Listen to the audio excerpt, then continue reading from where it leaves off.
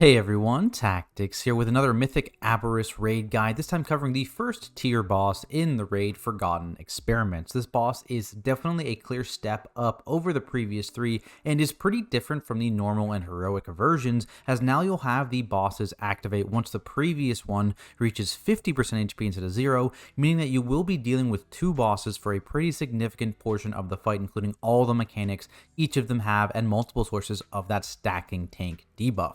In terms of how this affects the difficulty of the fight, this basically means that the start and the end of the fight are much easier when you only have a single boss up. So the most difficult part is going to be that middle area, and so you want to save longer cooldowns, like anything kind of above a 1.5 to 2 minute cooldown. You want to save your bloodlust, you want to save your pots. And so how this ended up happening timing wise is we pushed Naldris, the very first boss, to around 50% HP about a minute into the fight, just over a minute. And then when the second boss activated, that's when we would pop bloodlust, pots, and all of those 2+ minute CDs to try and nuke them down ASAP. In terms of the phases themselves, let's just start off here, of course, with Naldris. So the 3 markers here are for the rending charge to not cleave them, because on Mythic difficulty also the rending charges will not ever expire, so you have to get rid of them or just hold them for the rest of the fight. Things like dwarf debuff, Racial rather, will get rid of them. How we actually handle them is right off the bat here, we do have a preservation evoker, so he's set up, as soon as he sees these rending charge targets, he sets up his triple bleed dispel, and then he'll just instantly get them, and that means that we do save our immunities, our bops, and our dwarf racials for the second and third rending charges, with the goal here to be to kill Naldris before the 4th rending charge. So in terms of how you set up these markers, it actually doesn't matter at all where you put them.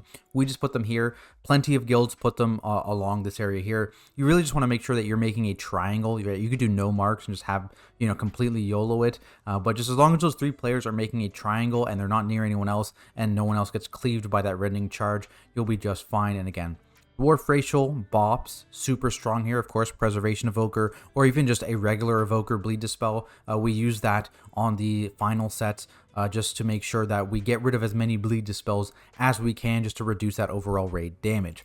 Other than that, this boss is pretty similar to how he was on normal or heroic. For tanks here, we're just trying to basically cleanse as frequently as we can. We taunt when there's one boss out around that 4 to 5 stack marker, and again, just making sure we don't cleanse too often. We're trying to not have 2 or more stacks of this raid dot. We'll just cleanse instantly here, and basically the new boss is about to come out at 50% health. You can see we're just hitting about a minute right now. We're going to have a rending charge 3 coming up soon. As you can see here, we used dwarf racials, immunities, and some bops to clear the bleeds on this one, and we're going to use similarly dwarf racials, immunes, or my final bop on the last set here.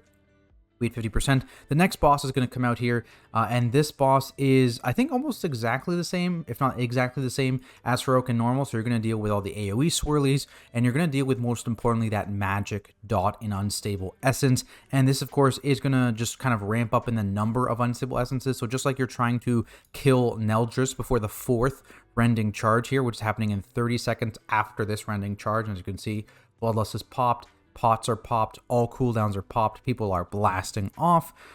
Basically, the goal here is to kill Thadrian before the 5th unstable essence cast. You ideally only want to have 4 unstable essences out for the remainder of the fight once you've killed Thadrian. In terms of how we handle that, we have another marker over here.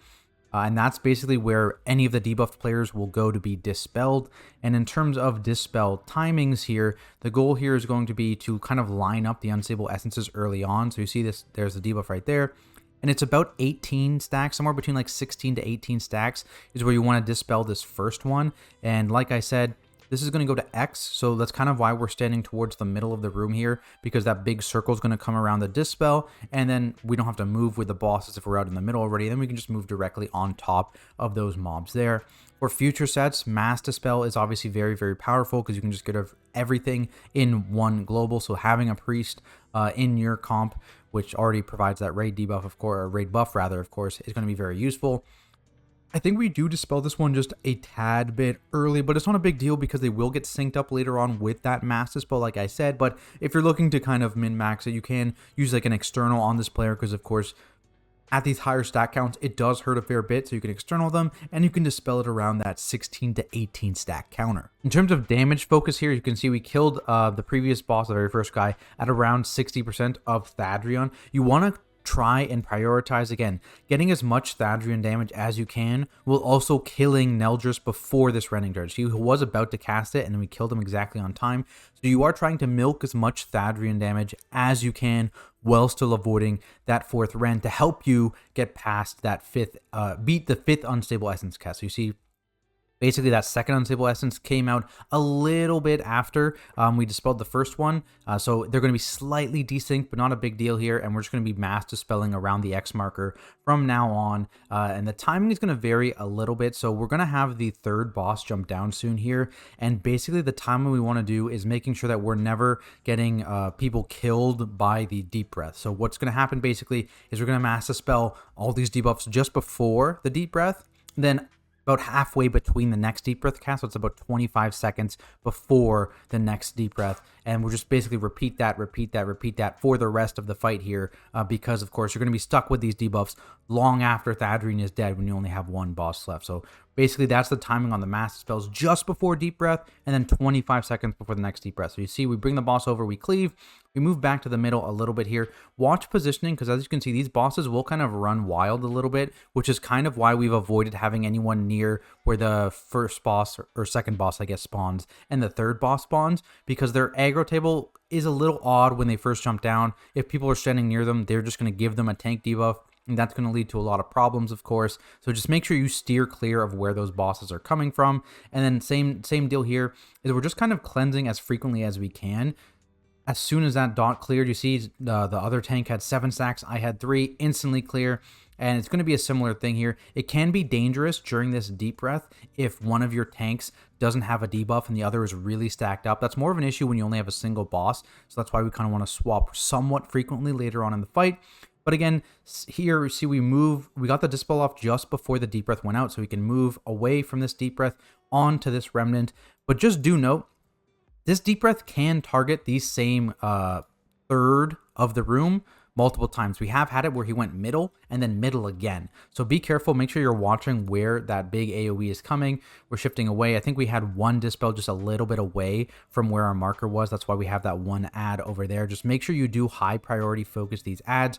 Otherwise, when these bosses are up, your number 1 priority here is Thadrian, because like I said, you want to beat Unstable Essence 5 with your damage here. So you're basically just full blasting Thadrian, because frankly, when the 3rd boss, Rionthus, is the only one left, you've basically killed the fight, assuming you just don't eat a Deep Breath and you just stay on top of nuking the ads. It's much easier when there's only a single boss out. Even if you give the boss like 4 healing orb stacks of that big heal, it's not a big deal. You can just kill the boss. It just takes a little bit longer, right? Speaking of that healing orb, the temporal anomaly, so there is a slight difference on mythic difficulty. Now, when you soak the orb for the first time, you'll get a debuff that makes you take 100% more damage from soaking that orb for 20 seconds. So you can't just assign one person to do it here. Similarly here, right? Just going back to the Unstable Essences spell. Everyone went over here. About 25 seconds before the next Deep Breath, we mass dispelled it. We had the bosses just kind of sitting here, so we didn't have to move out of the circles. Then as soon as the circles disappear, we move back onto it, just making sure we're babysitting this temporal anomaly ball here. As you can see, there's that mythic debuff. Nuking these remnants down, and then we'll move back kind of deal. So basically, these need to be managed by kind of your entire raid. It can't just be one person, because that debuff gets into one-shot territory for regular players after like a couple stacks, maybe even just 1 stack, so be careful of that. Otherwise here, as soon as Thadrian is dead, like I said, this fight is much, much easier. That you've basically got to kill at this point. Even if you let this boss eat this temporal anomaly like 3 times, you're still just fine, assuming you can live. And like I said, you still need to manage these dispels. So we have them all go over there. Mass dispel just before the Deep Breath goes out. I think we did miss one, so he's running over here to get dispelled.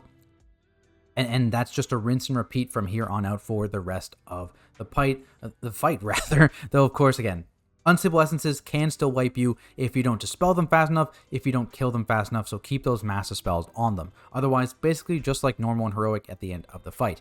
That is it for this video though, guys. Hopefully it helps, and if it did, be sure to leave a like and subscribe for more content like it, including raid guides for every single Mythic boss, just like this one. Of course, got to give a big shout out to my Patreon supporters. Really appreciate everything you guys do. Couldn't do this without you. If you have any questions, feel free to drop those down in the comments below, or come stop by my Twitch channel at Tactics and ask me there. I stream all of my raid progress. So if you want to come see what we're doing, feel free to stop by and hang out. Otherwise, thanks everyone so much for watching, and I'll see you in the next video.